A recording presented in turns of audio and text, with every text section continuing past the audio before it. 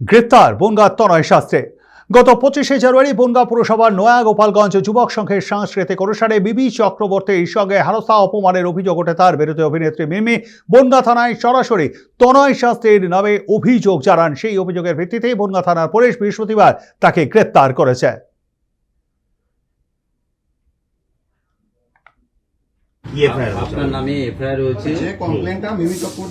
Case একটা করেছেন, একটা কমপ্লেন হয়েছে, সবই বেলেবেল সেকশনের কেস। সেই বিষয়ে উইদাউট নোটিশে পুলিশ ধরে নিয়ে এসছে। আজকে কোনো নোটিশও দেয়নি, সার্ভ করেনি, যেটা আইনে আছে 35-এ। সেটা না করেই ওকে নিয়ে এসছে। আমরা বড়বাবুর সঙ্গে কথা বললাম যে কেন, কী কারণে নিয়ে আসলেন। বেলেবেল সেকশন যেহেতু আমরা জেনেছি, আপনি নোটিশ দিতে পারতেন, আমরা কোর্টে সারেন্ডার হয়ে যেতাম, বেল নিয়ে নিতাম, সমস্যার কিছু ছিল না। কিন্তু বড়বাবু বললো যে অন্যরকম বিষয় আছে আরও।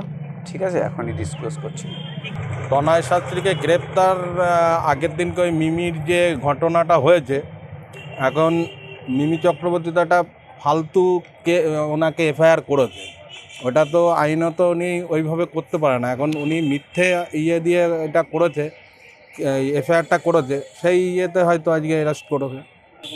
একদম না, ওনাকে সম্মান দিয়ে ওনাকে স্টেজ থেকে নামানো হয়েছে। ওনার 10:30টায় যাওয়ার কথা, উনি 11:15টার সময় উনি গিয়েছে, স্টেজে উঠেছে। এবার তখন গিয়ে দুটো গান করেছে। গান করার পরে এবার আমাদের পুলিশ পারমিশন ছিল 12টা পর্যন্ত। এবার 12:02 ওনাকে স্টেজ থেকে নামানো হয়েছে। যেহেতু আমাদের পুলিশ পারমিশন ছিল 12টা, টাইম ছিল 12টা, এবার ওনাকে ওই জন্য নামিয়ে দেওয়া হয়েছে।